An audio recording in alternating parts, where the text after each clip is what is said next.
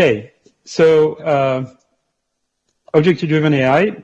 So for those of you who were at my talk last year, this is going to be sort of progress in the direction that I indicated last year, and a bit more background information.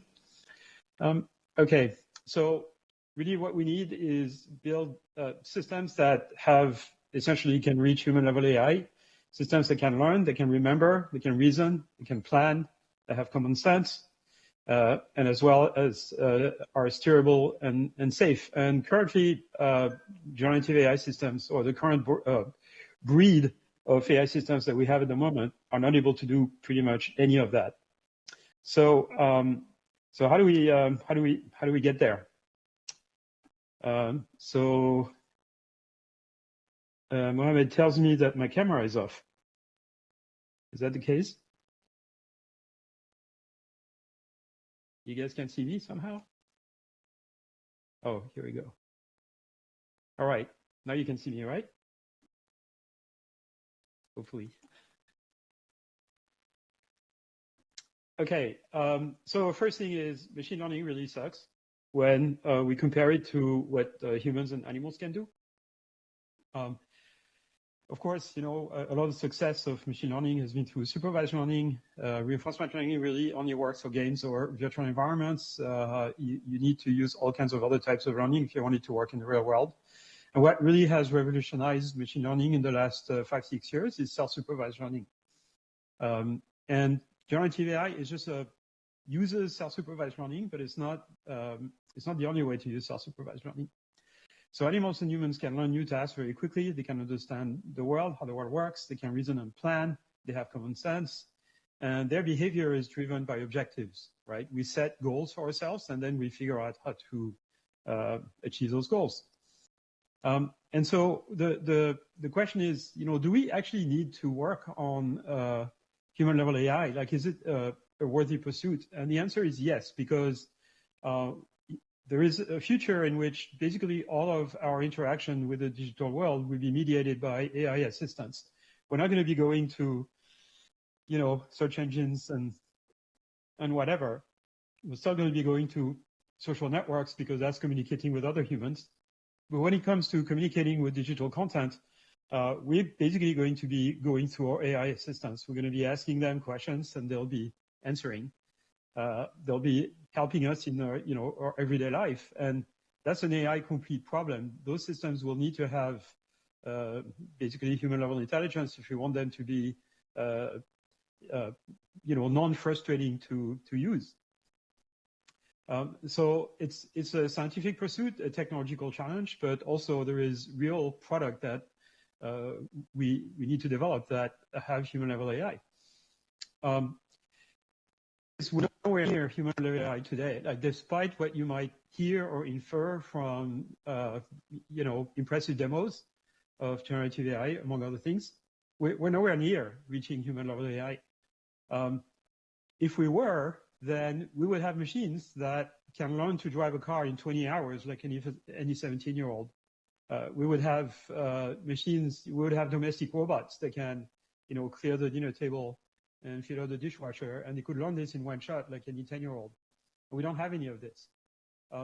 What it tells you is that we're missing something really big in AI, and what we're missing, among other things, is the ability for AI systems to learn from the physical world, essentially interacting with the physical world. This is how we acquire common sense. And then we're missing other things like memory, reasoning, hierarchical planning, etc. So we need systems that learn world models, basically mental models of the world that would allow them to reason, to predict what the impact of their action on the world would be, so they can plan a sequence of actions to arrive at a particular objective. Systems that have persistent memory.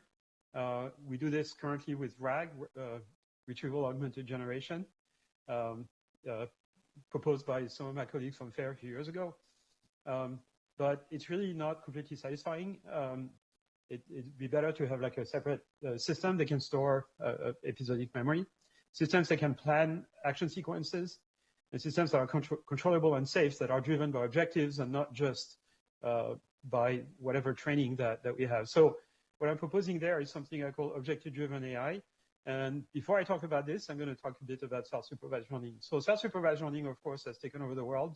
I'm sure you've been hearing a lot about this today for generating text, images, videos, 3D models, speech, even synthesizing, like designing proteins and things of that type. And the basic idea is very simple. You all know what it is. You take a piece of input, let's say a piece of text, you corrupt it in some way. The corruption generally is a sort of masking, but it could be something else. It could be a shift. It could be substitution of words, or it could be any kind of other corruption you might imagine. And then you train a very large neural net to basically reconstruct the parts of the input that are missing. In the process, so it's an instance of something called a denoising autoencoder, which is a very old idea, actually older than Pascal Vincent's paper from 2008. There were ideas around this when I was doing my PhD thesis in the late 80s.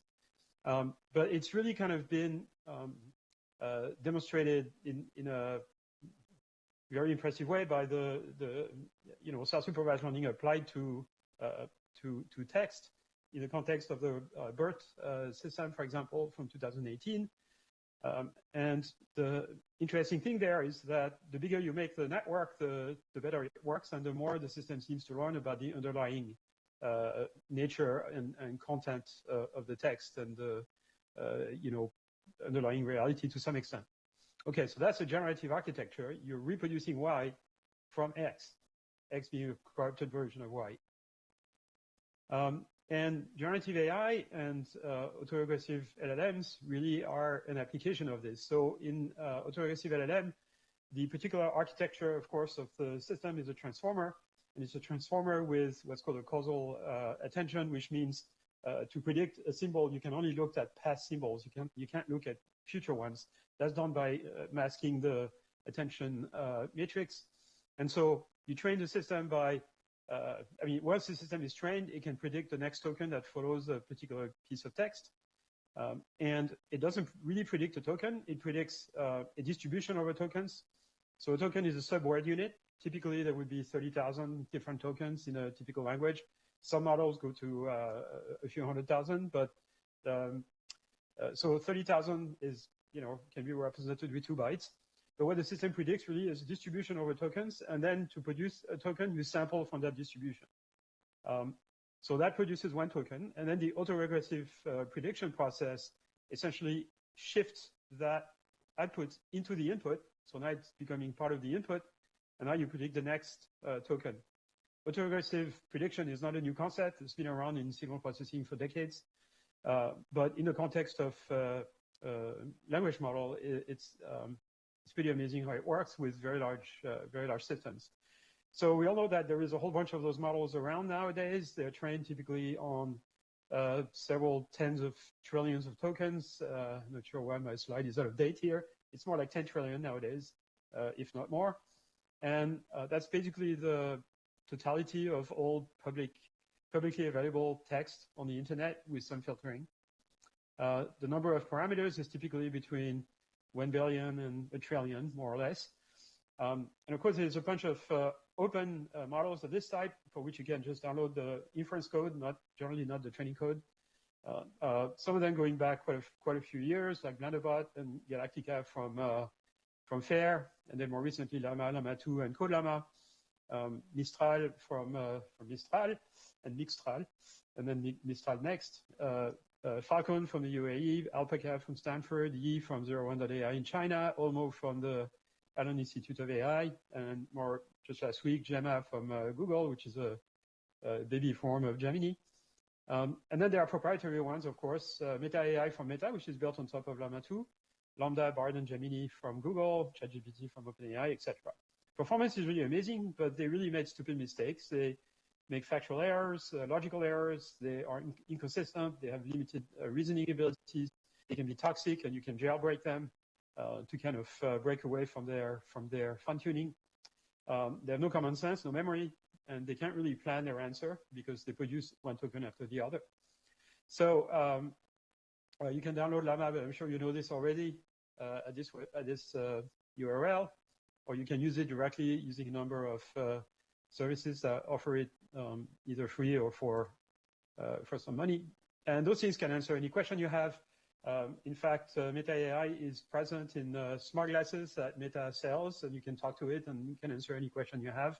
It can even actually look at what you're looking and then tell you about what you're looking. Meta has something fun, which is fine-tuning a number of those Meta AI dialogue systems to play the role of experts in various things. So, for example, you can talk to Snoop Dogg, who's an expert dungeon master for Dungeons and Dragons playing, other specialists of sport or fashion or whatever, science fiction, movies, etc. Now, generative AI, of course, also is for generating images, and that is making really fast progress. This is the EMU system from Meta, which has the advantage of being described in a paper. And you can use it through Messenger or WhatsApp by typing /imagine and then typing a prompt. So self-supervised learning really has had a big impact in natural language understanding, but also in translation. This is a recent project from some of my colleagues at Meta called Seamless M4T, and this is a system that can translate 100 languages in the input and produce 35 languages on the output. And it can do translation from text to text, text to speech, speech to text, and speech to speech, including for languages that are not written, like dialects. And there's a version of it that is real time with 2-second latency and preserves the voice and the expression of the speaker. If we had something like this in our smart glasses, this would basically erase a lot of language barriers, and would be the Babel fish, in Hitchhiker's Guide to the Galaxy. So this is a really impressive system. You can play with it. It's open to some extent. But okay, here are the issues with autoregressive LLMs.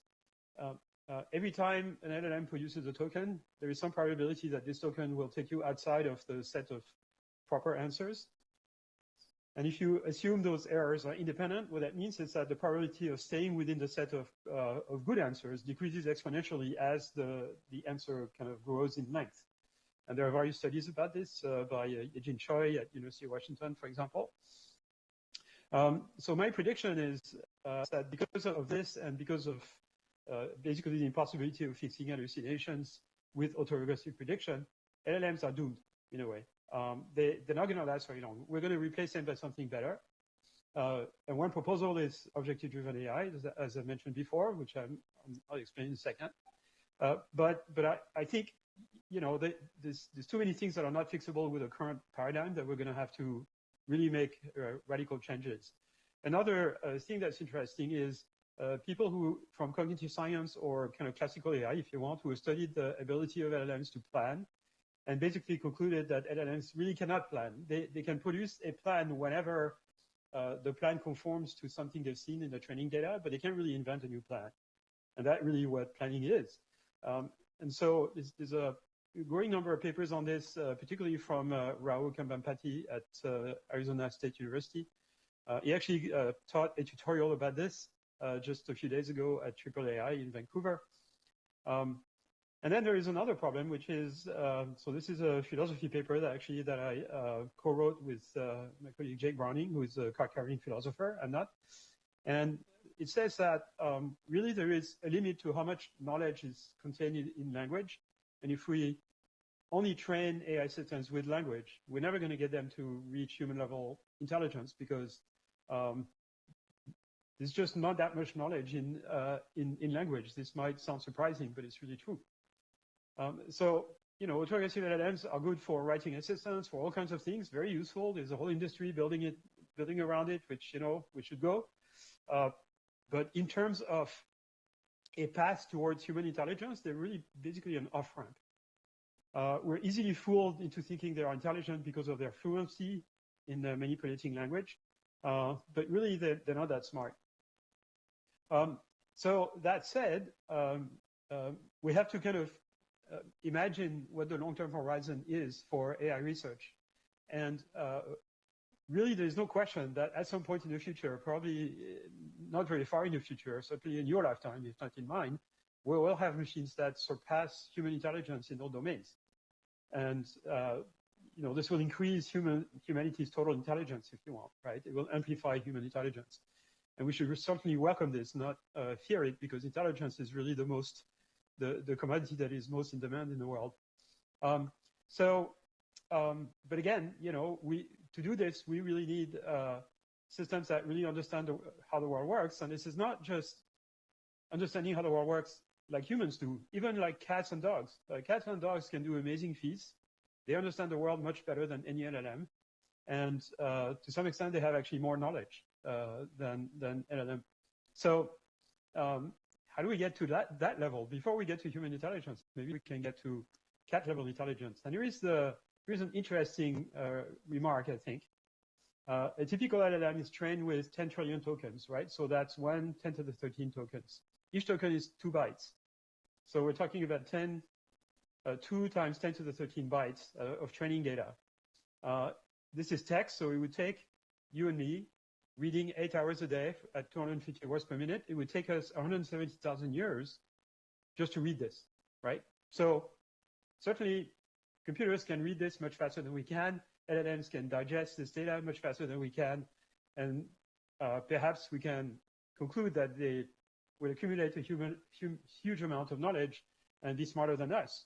But in fact, that reasoning is false, because let's talk about a human child. A human child, a 4-year-old, has been awake 16,000 hours, which, by the way, is a small amount of video. It's about 30 minutes of YouTube uploads. We have 2 million optical nerve fibers going from our eyes to our brain. Each fiber carries about 10 bytes per second, roughly. Probably a lot less, but that's an upper bound. So the data volume that a 4-year-old has seen during his or her life is 10 to the 15 bytes. That's 50 times more than the biggest LLM. Okay, so this is much, very redundant data. But redundant data is exactly what we need for self-supervised learning to work. Self-supervised learning learns from the redundancy in the data. It learns the structure of the data you feed it with. And that's really better if you have more redundancy in the data. So in 300 hours, a child has seen more data than an LLM through vision. So that tells you something about text and language. Text is very low bandwidth. Sensory input is much better. So the only way we'll ever get to human level intelligence, or even to animal level intelligence, is if we get systems to learn from sensory inputs, like vision, or high bandwidth sensory input, regardless of what it is. We're not going to get there just with text. We're already exhausting the amount of text that is being used, right? It's the entire supply of text publicly available on the internet already. We see saturation in language models already. Okay, so how do we do this? So 2 things. I'm going to first talk about the objective-driven AI architecture, and then talk about the central piece of it, which is world models. And there's a paper that I wrote, I put it online in June 2022. You see the URL here. It passed towards autonomous machine intelligence. And there's various versions of the talk I'm giving you right now online if you want to look at it again or have a different view of the same topic. So here's the idea. The idea is to build a system that has multiple modules which are trained simultaneously. And whenever you have an arrow between 2 modules, it means that the module can send data to another module, but also that gradients can be backpropagated through that arrow backwards. Okay, so I'm assuming everything there is differentiable, and we can propagate gradients. The cost function computes a scalar value, which is a cost, and you can backpropagate gradients to the world model, to the actors, to the perception system, to basically train them. Think of the cost here as a cost function, but also an objective function for training. Okay, let me describe an episode for that objective-driven AI system. And it's very simple, and it's very much inspired by very classic work in optimal control. So you observe the world through sensory input that goes into a perception module, let's say a ConvNet or a transformer, whatever it is. And that system gives you an estimate of the initial state of the world coming from the observation. Now, of course, we know a lot more about the world than what we currently perceive because we have memory. So maybe you will need to combine your current perception or representation of your perception with the content of a memory that tells you things that you observed in the past that are still true. Okay, so the combination of those two things gives you an idea of the current state of the world. You plug that into a world model, and this is really the centerpiece of the whole architecture. And the other thing you feed to the world model is an imagined sequence of actions that you might want to take. Okay, so imagine a sequence of actions, feed it to your world model, and from the initial state of the world model predicts what the resulting state of the world will be after you've taken the sequence of actions. Now, this may not be a single prediction. It could be multiple predictions because the world is not entirely predictable or deterministic. But let's ignore this for a moment. So you get a prediction that is the result, the outcome of taking this sequence of actions. And then you feed this to two sets of objectives. One that measures to what extent the system is satisfying the task, okay, to what extent the task has been accomplished. And another set of objectives that basically are guardrails, right? So a guardrail would be, okay, this is a domestic robot, and you just ask the system through the task objective to fetch you coffee, and the system tries to get to the coffee machine, but your best friend is in the way, and the robot cannot get to the coffee machine. The guardrail says, just wait for the person to get out of the way, or ask nicely for the person to get out of the way. Don't run that person over. Okay, so this is the kind of guardrails that we're talking about here. And then the way the system operates is that through optimization, it tries to find a sequence of actions that will minimize those objectives. Think of those objectives as functions that have a scalar output, okay, and you compute the sum of them. And so that's like a cost function. And we're going to use this cost function not to train the system, but to do inference, right? We're going to infer the value of those variables, the action sequence, by minimizing those things at runtime. Okay, we're not talking about learning yet. So basically figure out an optimal sequence of actions so that the resulting state of the world will minimize the objectives, accomplishing the task while not causing any major damage, essentially. Okay? Now, of course, it's pretty clear that your world model will have to be perhaps applied multiple times. Let's imagine that your world model is actually something that gives you the state of the world at time t+1, given the state of the world at time t and a single action you're taking. Then you might need to run your world model multiple time steps. Here, 2 time steps, right? So take action 0, you get a predicted state. Take action 1, you get another predicted state, the final state. Measure the cost, whether the task has been accomplished, and the guardrail costs are measured over the entire trajectory. This is very similar to a process, classical process in robotics and optimal control called model predictive control, MPC. The way you perform this optimization with respect to the action can be gradient-based. So you can backpropagate gradient through the world model from the cost through the world model all the way to the action and do gradient descent. Or if the actions are discrete or the world model or some of the costs are not differentiable, you could use things like graph search or dynamic programming or S-star, Monte Carlo tree search, other things. But it's very likely that gradient-based optimization methods are much more efficient for this. As is the case for training neural nets. It's more efficient to use gradient-based methods, backprop, than to do random search, right? So to handle the non-deterministic nature of the environment of the world, you may have to have extra input to the world model that are latent variables. So latent variable represents everything about the state of the world that you don't know, which basically prevent you from making accurate predictions about what the next state is going to be. Those latent variables need to be either sampled from a distribution or maybe swiped over a set. And then the planning has to be done in the presence of those latent variables, which is not simple and not completely worked out, although there's quite a bit of work on this kind of problem. But you have to deal with that. So basically, viewing the probabilistic nature of the computation here as being a separate process that basically is a set of latent variables that you feed to a set of deterministic functions. Neural nets are deterministic functions. So those symbols here are deterministic functions. Those symbols, the squares, are scalar valued cost function. The round shapes are variables, some of them being observed, some of them being inferred. Okay, what we really want to do ultimately is hierarchical planning, because if I want to go from, say, New York to Marrakesh, I can't plan the entire trajectory of me in terms of millisecond by millisecond muscle control. What I do is I do hierarchical planning. So here's an example. Let's say I'm in office at NYU and I want to go to Paris. So my objective, task objective is my distance to Paris, basically, right? 0 if I'm in Paris, a large number if I'm not.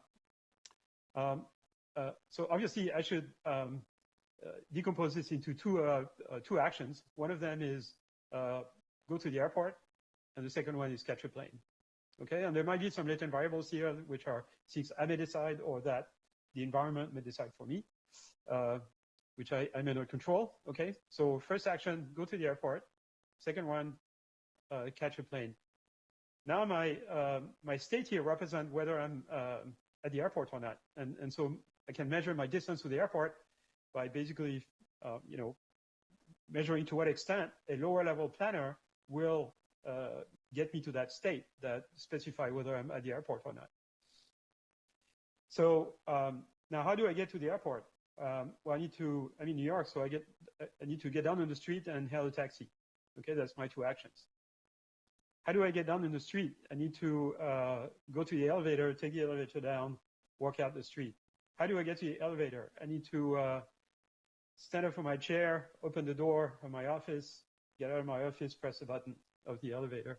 How do I get up from my chair, etc. So you can imagine there is a whole hierarchy of actions of this type, multi-level, all the way down, where the lower level is actual actions I can take in the world, like controlling my muscles, right? And that needs to be planned for a very short time in terms of milliseconds, but I cannot plan the entire trip to Paris in terms of the lowest level. I need the planning to be hierarchical. Okay, so hierarchical planning is a very important thing to be able to do if you want an intelligent system to accomplish complicated tasks and plan those tasks. We have absolutely no idea how to do this other than this very vague idea that I'm presenting here. There is basically no technique that has been demonstrated that can do hierarchical planning where the level in the hierarchy are learned. Okay, what is necessary for this is a system that can learn multiple level of an abstraction, hierarchical representations of increasing level of abstractions. Okay, so when I make predictions in terms of low-level muscle control, my level of abstraction of representation of the world here is very low. My predictions only need to go a very short time in the future. On the other hand, if I'm predicting in terms of going to the elevator or something like this, I can make some relatively accurate prediction to within a minute or something like that at a high level of abstraction where I don't take into account all the details, but I know I can get to the elevator within a few seconds, right?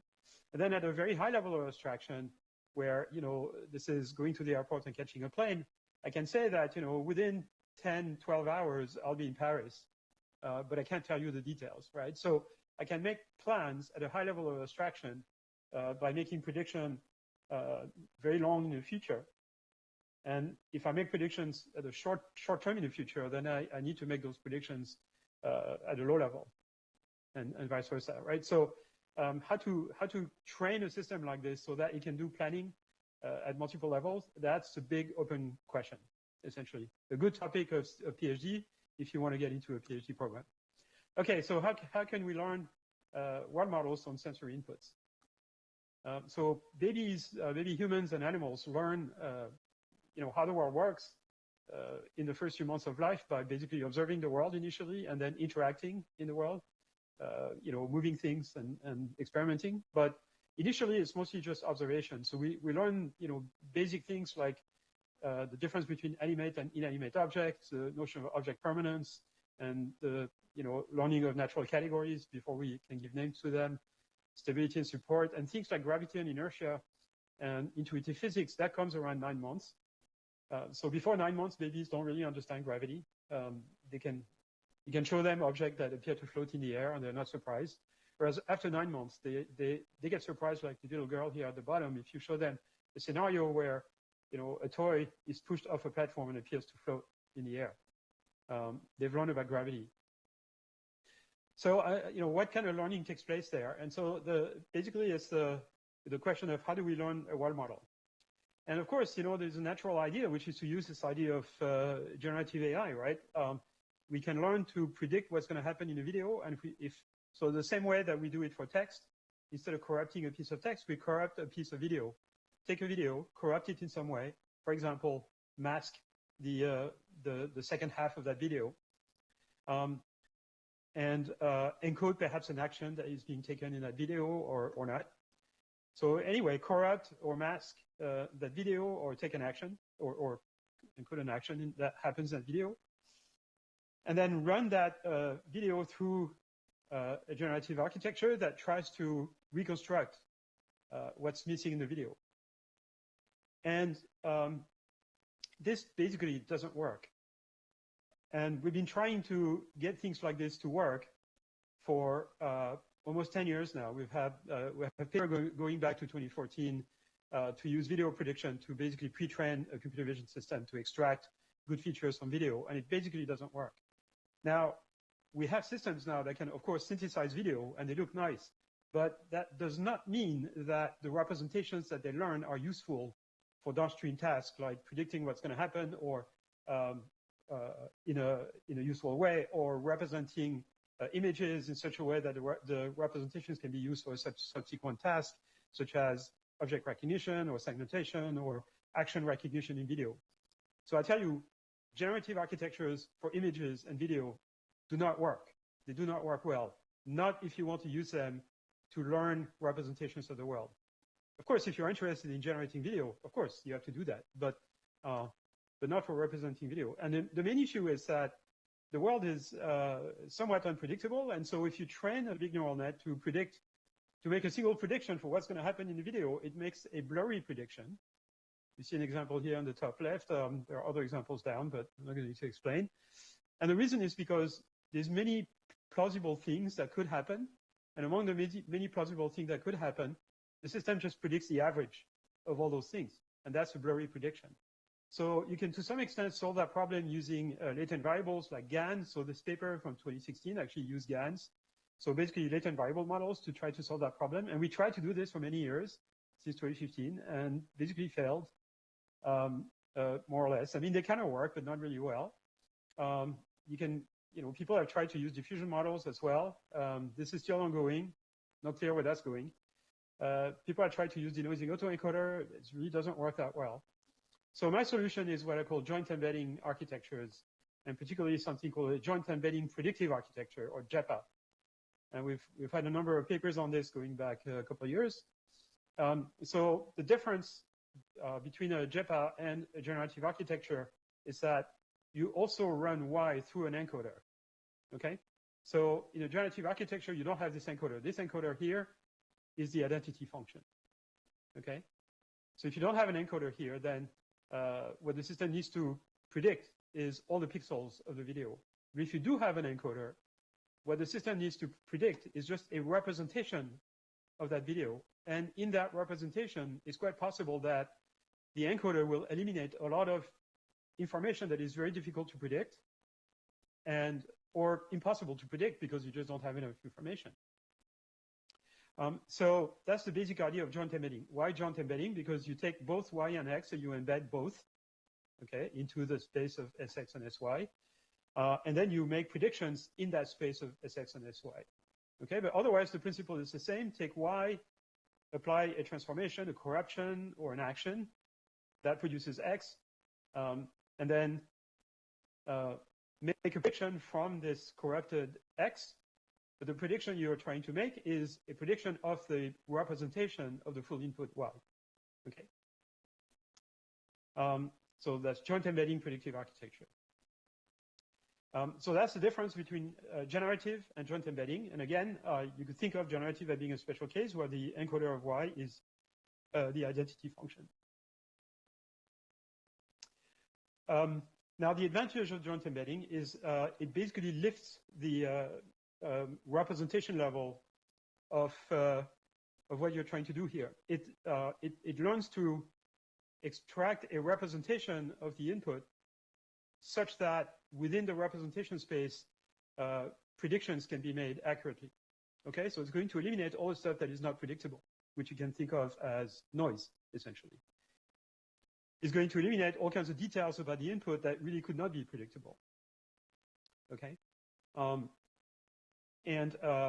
it basically constructs an abstract representation within which those predictions can be made, and perhaps that's the element, the basic element we need for those kind of hierarchical world models. If you think about this, if you have an action variable going into the predictor, this is very much a world model, right? Give it a perception, it extracts an idea of the state of the world, and then using an action, it predicts what the next state of the world is going to be. And you can use this to, multiple times with a sequence of actions. That's what we need for a world model. So there's several flavors of this, and some of them go back a very long time. The basic idea of joint embedding architecture actually goes back to Siamese networks back in the early 90s, and then a bunch of papers in the early 2020s. Pearl, Moko, Seem Clear, Barlow Twins, VCREG, etc. Then when you add a predictor, which doesn't have latent variable or action variable, that's things like BYOL from DeepMind, VCREG, L from my group at Meta, and IJPA, which I'll talk about in a minute. And then the full-fledged version with latent variable, this would be Equerry and VCREG and IJPA, which I'm not going to have much time to talk about. Okay, so that's the JEPA architecture, and I think this is the future of AI and world modeling. If we want to get to systems that understand the world, I think we have no choice but use this kind of architecture. To train those architectures, we're going to need to train them to minimize the prediction error here, but we're going to train them all at the same time. So training the encoder and the predictor simultaneously. And perhaps training also the system that produces the distribution on Z. And we may need to have extra objective functions, the C of SY, that basically drive the system towards learning types of representations and not others. So basically, that can be used to bias the system towards learning certain things. So to kind of understand how this works, I have to explain the concept of energy-based model really briefly, because with this kind of model, you can't really use probabilistic modeling to say, oh, this system, estimates the P of Y given X. It doesn't, because it does not actually predict Y. It predicts SY. And it's not really probabilistic unless you put a distribution on Z. And so the best way to understand this is through what's called an energy-based model. So imagine we have two variables, X and Y, and we want to capture the dependency between X and Y. So certain X, given an X, there are certain values of Y that are compatible with X. So for example, in the context of video, if X could be the initial segment of a video and Y a proposal for the continuation of that video. And what this function should do is produce a single scalar value that is small, let's say 0, if Y is a good continuation for X, and large if Y is not a good continuation of X. Okay, so in the case of a scalar situation like this, where X and Y are scalar, let's imagine our data points are those black dots. Okay, then what we want is this energy function, f of xy, to represent the dependency between X and Y by giving low energy to the black dot and regions around them, and then higher energy to other regions outside of the manifold of high data density. So think of this as the level set or the lines of equal cost of the energy landscape, right? So the energy function is used for inference. It's not used for training. The purpose of training is going to be to shape this energy function so that it gives low energy to stuff we observe and high energy to stuff we don't observe. To do this, there are two classes of methods, contrastive methods and regularized methods.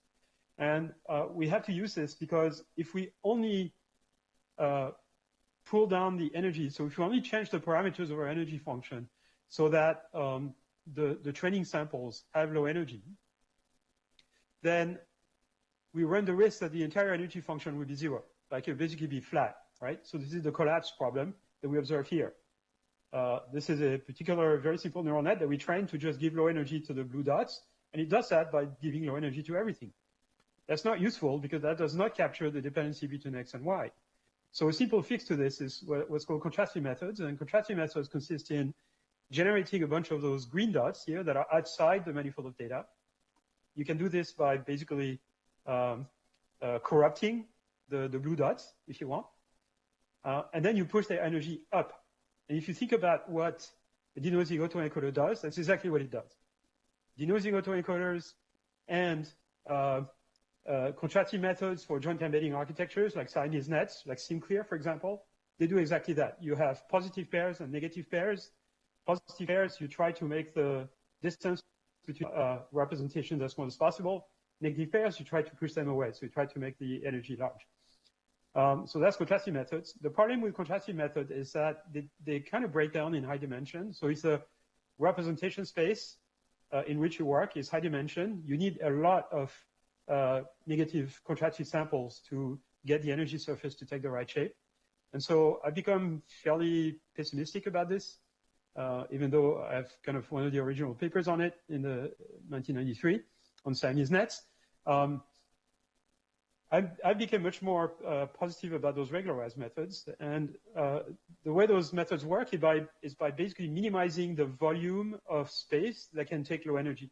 So that if you push down the energy of certain regions, the other regions have to go up in energy because there is only a small amount of volume that is allowed to take low energy. So that are those two methods. I really prefer regularized methods now, although we have papers that show that there is a duality between those two methods, and at some level they should be equivalent, but in practice I really prefer the regularized method. I may be right or wrong. Okay, so far I've told you a number of different things. First thing is abandon generative models in favor of joint embedding architectures. This is a winter school on generative models, and I'm telling you, forget about generative models. I mean, don't forget about them if you are interested in generating, but forget about them if you're interested in really building AI systems. Abandon probabilistic modeling in favor of those energy-based models, which is, I think, a much better sort of intellectual framework for it. Abandon contrastive methods in favor of those regularized methods. And of course, as I've said for many years, don't even think about using reinforcement learning except for really kind of fine-tuning systems because it's so inefficient. So how are we going to train those joint embedding predictive architectures? And there's basically there's two classes of non-contrastive methods. One class that works by maximizing some measure of information content coming out of the encoder to prevent collapse. Okay, so this has the effect of actually minimizing the volume of space that can take low energy if you maximize the information content coming out of the encoder, while at the same time minimizing the prediction error. So you train everything all at once, train the encoder to carry as much information as possible from the input, and train the predictor to predict as much as it can from the representation of the representation as well. And so the system will try to find a trade-off between carrying as much information as possible, but not carrying information that is not predictable, right? And that's really what is interesting about this. This other thing here I'm not going to talk about. If you have a latent variable, you also need to minimize its information content. But let me not talk about this for now. So one particular method that I like is called VICREG. That means variance, invariance, covariance regularization. And the basic idea here is to prevent a collapse. A collapse here is manifested by the fact that the encoder completely ignores X and produces a constant vector. Same for Y. And now the job of the predictor is trivial, right? Because it's just a constant Sx and Sy. But the system doesn't do anything, so it gives zero energy to everything, right? So to prevent that from happening, the first thing you can do is make sure the components of the Sx variable are not constant, that they vary over a batch, let's say, right? So take a batch, measure the standard deviation of one component of Sx over this batch, and plug this to a cost function, in this case a hinge loss, that make sure the standard deviation is larger than 1, okay? And do this for every component, and do this both for Sx and Sy. So that will prevent the system from completely collapsing and having constant outputs. But it could be that the Sx will be all very dependent of each other, correlated, or maybe even equal. So to prevent that from happening, add another term here, and that term basically tries to decorrelate the components of Sx. The collection of those two terms basically tries to make the covariance matrix of Sx computed over a batch to be as close as possible to the identity matrix, okay? Variance 1 on the diagonal, covariance 0 off diagonal.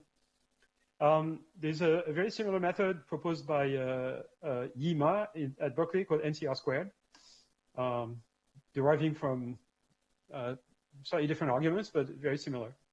Now, it turns out this is not completely sufficient because you only get variables that are uncorrelated but not independent. So a way to mitigate that problem is to run the representation vector into an expander that expands the dimension. So Vx is really a higher dimensional vector than Sx. And within this space, you do this variance-covariance regularization. And we have some papers that show that this actually has the effect of making the components of Sx more independent of each other. Not completely independent, but at least pairwise independent in certain conditions. This is the paper I'm talking about here. This may have some interesting applications in source separation and ICA, by the way. Okay, so then once we've trained the system, what we're going to do is take the representations here and feed them to a classifier and see, train this classifier in supervised mode and see what performance we get on, say, object recognition or something like that. And so this is like a whole bunch of self-supervised methods, some of which are contrastive, some of which are non-contrastive, of the type that I'm talking about, like Barlow-Twin and BigReg. And the performance that they yield on ImageNet after pre-training on ImageNet with data augmentation, with various distortion of images. So this is in the kind of the top, the pack top performing. This works pretty well so on sort of transfer tasks for Pascal VOC, INAT. So these are fine-grained classification. Also for detection, although not super great for detection. For detection, we have a modification of VicReg called VicReg-L for local that actually learns kind of local features and then does some matching of local features. This works really well for detection, segmentation, things of that type. But here is another family of methods that are called distillation. And these have the advantage that they have advantages and disadvantages, and you can put BYOL from DeepMind in the same category, SimSiam, Dino V2 in this category, as well as IJPA, which I'm going to talk about next. And the way this works is that you, again, have two encoders, but they have to share the same weights, except they don't have exactly the same weight. They, the encoder of Y uses weights that are basically exponential moving average of the weights of the encoder X.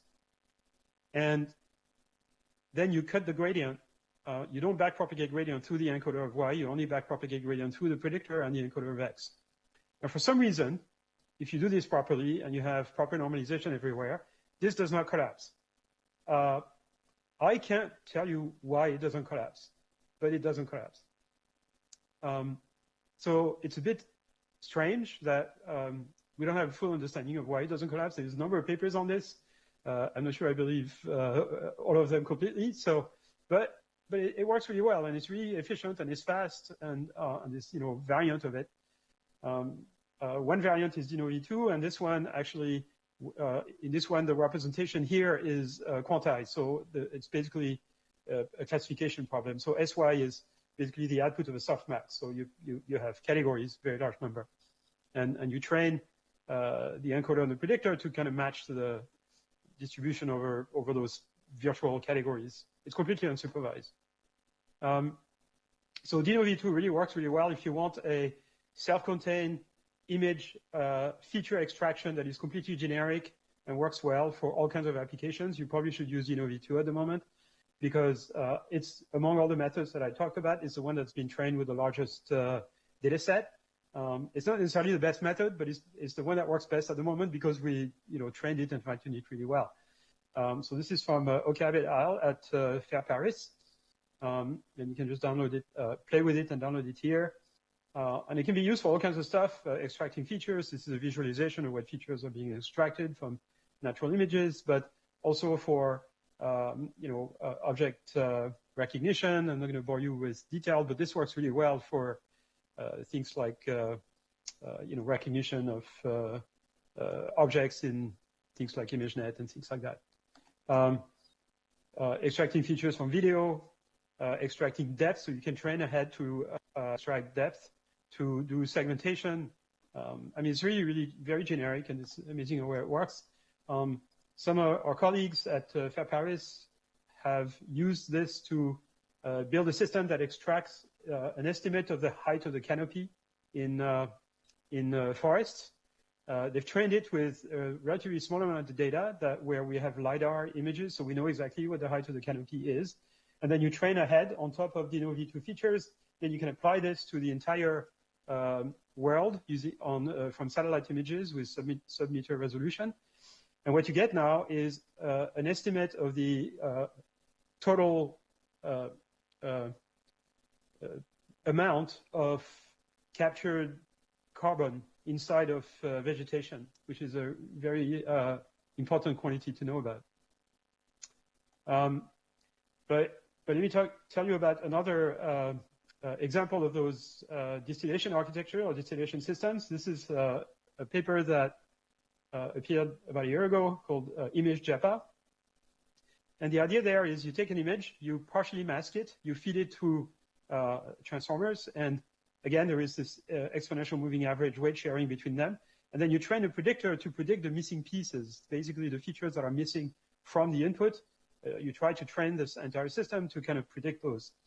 And this runs really fast. So this is the number of GPU hours here on the x-axis and the top 1% performance on ImageNet compared to other methods that are based on reconstruction or based on supervised learning using text.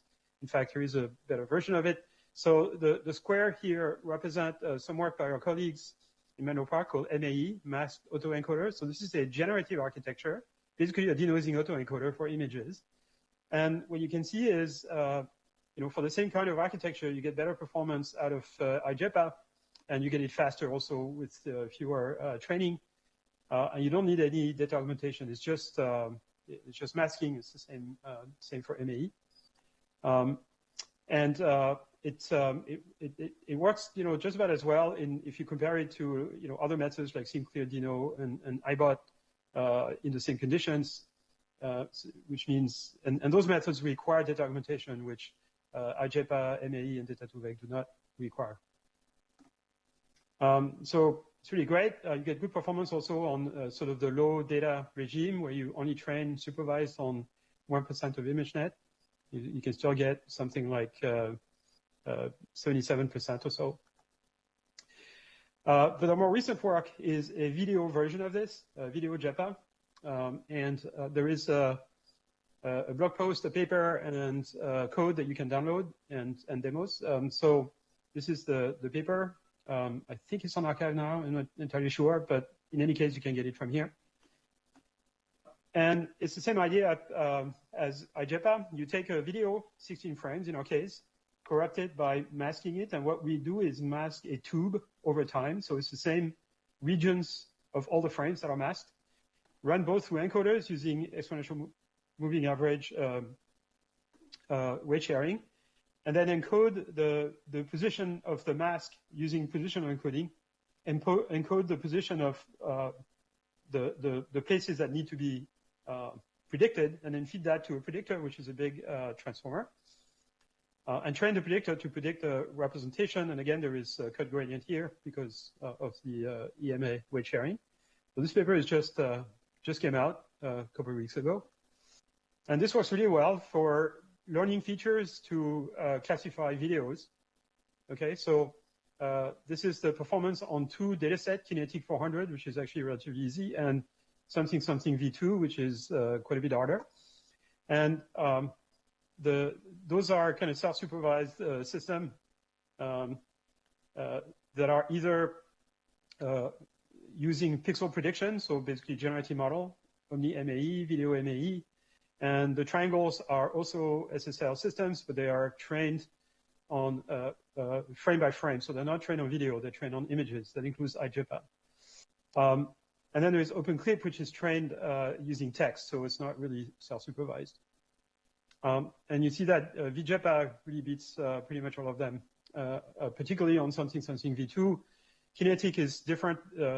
Dino V2 actually is slightly better because for Kinetics 400, you don't need to actually watch the video. Just one frame is enough to tell what it is. And so an image model actually works okay. But something really need to watch the action to be able to tell what it is, and then the performance is much better, like 20% better. I don't want to bore you with details, particularly because I'm getting close to being out of time, but the results are really good. You can look up the papers, and it's pretty fast to train also. And it can, you can train a decoder post hoc, right? After you train the JPA architecture, you can take the representation and train a decoder to produce a representation of the image that is hallucinated, right, in the blanks, and it makes predictions that are reasonable. Like this is a video of someone cooking, and it continues the cutting board and whatever it is that the person is cooking, etc. Okay, so I'm coming towards the end. We still have a lot of problems to solve to make this work in terms of a complete agent according to the architecture, objective-driven architecture I showed you earlier. JPA with regularized latent variable, planning algorithms in the presence of uncertainty, learning cross modules for particular tasks, planning with inaccurate world models, as well as expression to as a world model in cases where the world model is not completely accurate. So we're working on SSL from video, as I showed you, LLMs that can reason and plan and are driven by objectives. And this is what eventually will result from this work, as well as a system that possibly can do hierarchical planning.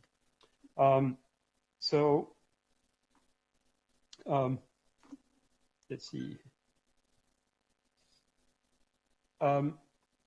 Okay, so we need more computing power.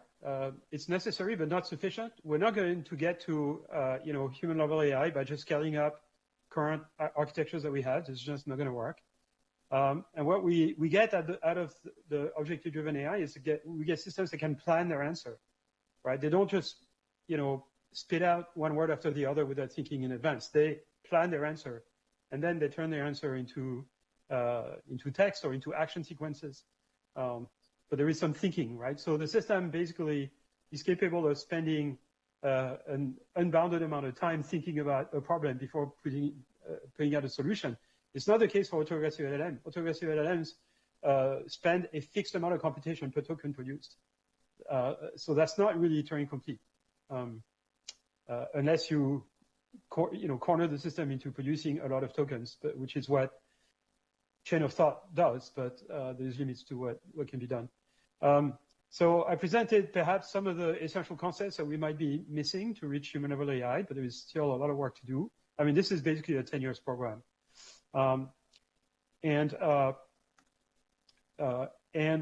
Eventually all of our interaction with the digital world will be mediated by AI assistants, which means that AI assistants will constitute a repository of all human knowledge and culture and languages and value systems and centers of interest. And so this will constitute a shared infrastructure like the internet is today. And the main conclusion to this is that those platforms must be open source. They must be open, because we cannot have a small number of AI assistants controlling the entire digital diet of every citizen across the world. This would be extremely dangerous for diversity of thought, for democracy, for just about everything, right? So what we need is not one AI assistant. We need base models, and we don't need 50 of them. We just need a few things like, like Llama 2, like Mistral, like Gemma, like etc. A few base systems that are then fine-tuned, and they can be fine-tuned by anybody. They should be able to be, anyone in the room here should be able to get together and fine-tune that system so that it speaks, Arabic, and it understands the culture of Morocco and knows everything about Marrakesh. So we need those platforms to be open because we need a high diversity of AI assistants.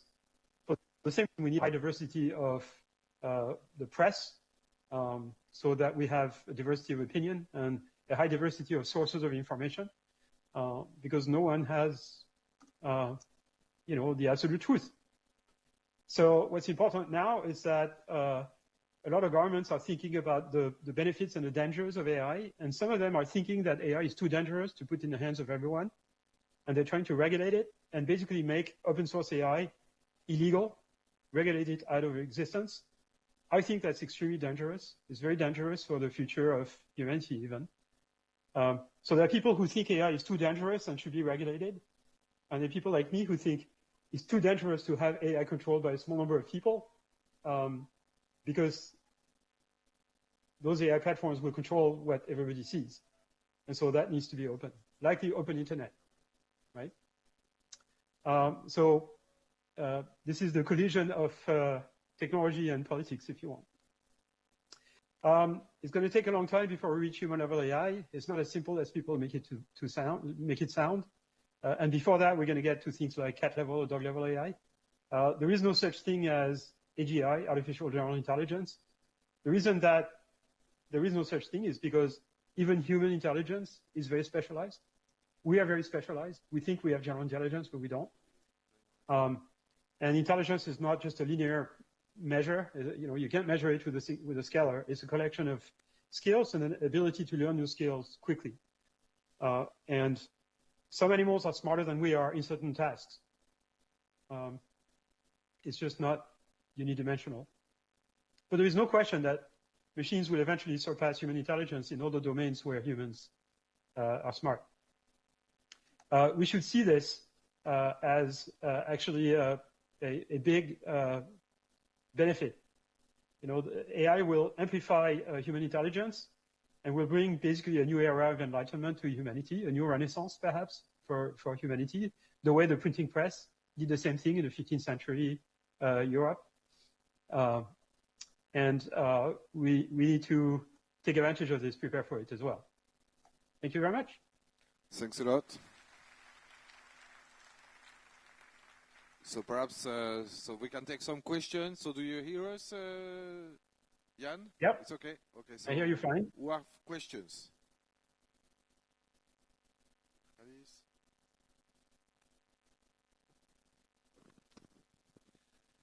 Thank you very much for this impressive talk with so much vision.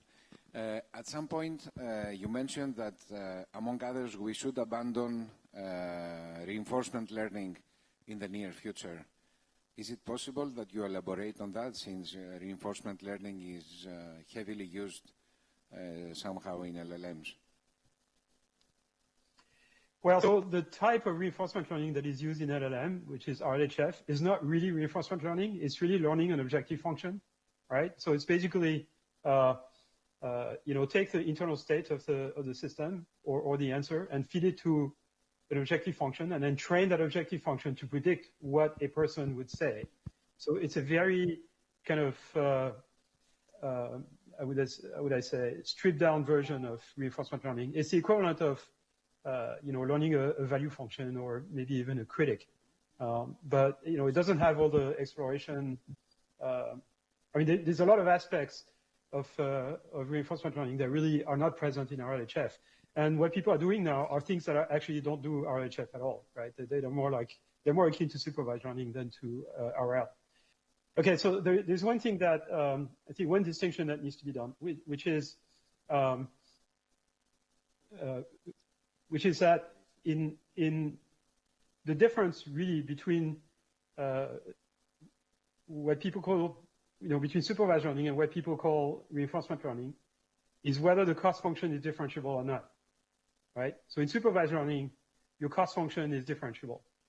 You give the correct answer, you can compute the cost of the answer, and you can backpropagate gradients so that your answer gets closer to the one you want, okay? But in fact, you can imagine all kinds of scenarios that are not supervised learning where the cost function is differentiable. Now, in what most people mean by reinforcement learning is a situation where there's two aspects to it, but one aspect to it is that the cost that you're minimizing during training is not differentiable. And so the only way you can train the system is by perturbing the output to figure out which one is best, and then getting the value of the cost function by perturbation, right? So this is gradient-free optimization, basically. Okay, and one way to solve that problem is to basically train a differentiable function that approximates that function. And that's the most efficient thing you can do. That's what the actor critic methods do in RL. The critic basically is that function that approximates a differentiable approximation of the value function, or a discounted future estimate of the value function. So, I'm not saying we should completely abandon RL. What I'm saying is that we should minimize its use as much as possible, because it's very inefficient in terms of sample efficiency, right? Particularly in real scenarios where you have an action and then you wait for a reward. That kind of scenario is just so horribly inefficient that it only applies to simulated environments, essentially. Yeah, I have another question. So it's related to LLMs, and I'm curious about what is the modules that we need to focus on in order to build some LLMs with less parameters, but with a good quality. Yeah. So I can answer that question, because I think you see progress almost weekly on this. The people who come up with new architectures with fewer parameters that turn out to work as well as bigger ones. So we've seen this with Mistral, for example. So Mistral has a good trick, which is it uses local attention circuit, right? The various stages in the system don't look at the entire input. They look at only kind of a local neighborhood in the input, a little bit like convolutions. And that has the effect of reducing the number of parameters, increasing the speed of performance, and the speed of inference, essentially, for the same number of parameters. So you can have a effectively bigger model that can do more computation with the same number of parameters than you had before, which is a good thing.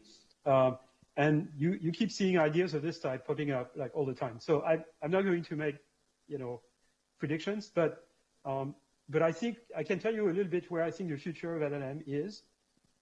And I think the future of LLM will be systems that can basically do what I described in the talk. So systems that build a representation of the question, then compute a representation of the answer using a predictor, very much like in the JEPA architecture, right? Then do some inference with some sort of world model. And then the world model there is basically the idea that the LLM has of the state of mind of the person it's talking to. When I talk to someone, I talk to you at the moment, to the audience, I have some idea of what the audience knows and doesn't know. And what I say is what I think something that will be useful to them, right? Will bring them to kind of a new state of mind, and will they know something that they didn't know before in terms that they can understand, right? So I think that's the way dialogue systems should work. They should have some mental model of the person they're talking to, and then plan their answer as a function of that to satisfy a certain goal. And then do this at the representation level, abstract representation level, not in terms of text. And then finally turn this abstract representation of the thought of the answer into text. And that can use autoregressive prediction, because that's what autoregressive prediction does well, producing fluent text. But it has to be conditioned on an idea, basically, which is a representation of what you want to say. If you were to ask me that question in French, my internal mental representation of the answer would be exactly the same as the one I currently have answering in English, right? The underlying thought of the answer is the same in French and English. And so what that means is that I'm not producing my answer autoregressively by just producing a word and then continuing. I'm thinking about what I'm going to say. I have an abstract representation of what I'm going to say, and then I turn it into text. And whether it's English or French doesn't matter, right? So that's, I think, where the future architecture of LLMs is going to be. Thank you for your intriguing talk. For it to be world model, there should be a data infrastructure which would contain all of the information contained in the world, but not only one, a lot of copies to make simulations. Do you think this is achievable, and if so, how much time would it take for humanity to reach that level of technology? Yeah, that's a good question. There's an aspect of the model I proposed here, which I didn't talk about, and in the first slide where I show the architecture, there's a module at the top in blue called the configurator. The role of this configurator is basically to configure the world model for the situation at hand. So that configurator can, for example, if the situation the system is facing is driving, you have one world model you're using. Or if it's a domestic robot and it's cooking, it's another world model. If it's clearing up the table and filling up the dishwasher, it's yet another world model. But all of those world models have something in common. They deal with the real physical world. And so instead of having three completely separate models with some sort of mixture of experts to decide what to do there, you basically have one world model, but it's configurable through this configurator for the situation at hand. And there is some evidence, perhaps, that this is the way the brain of humans and lots of animals is organized. And the best evidence for this is the fact that we can only do one conscious task at any one time, right? If we think about solving a particular task, like building something or cooking or whatever, we can only do one such task at any one time. We can do lots of subconscious tasks simultaneously. But if we need to be deliberate about it and plan or what we're going to do, we can only do one. That seems to suggest we only have one engine that allows us to do this prediction. We have one engine that can do world models. And that engine needs to be configured for the situation at hand. So that's what I put in that model. Okay, so last question, and then we will thank Yann. So last question. When we're talking about this sort of world model, do you think the attention mechanism is powerful enough or efficient enough to actually capture the state of the world in the form that you're talking about? Or do you think we need to find a different sort of mechanism to actually do this? Oh, I think there is a need for very wide exploration of architectures to do this, right? I mean, basically, we have a relatively small number of basic architectural components that people use over and over again nowadays.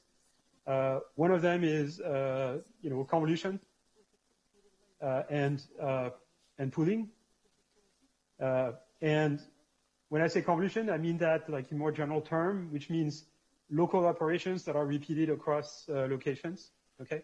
That has the advantage of being equivariant to shift, so that if you shift the input, the output is also shifted, but otherwise unchanged.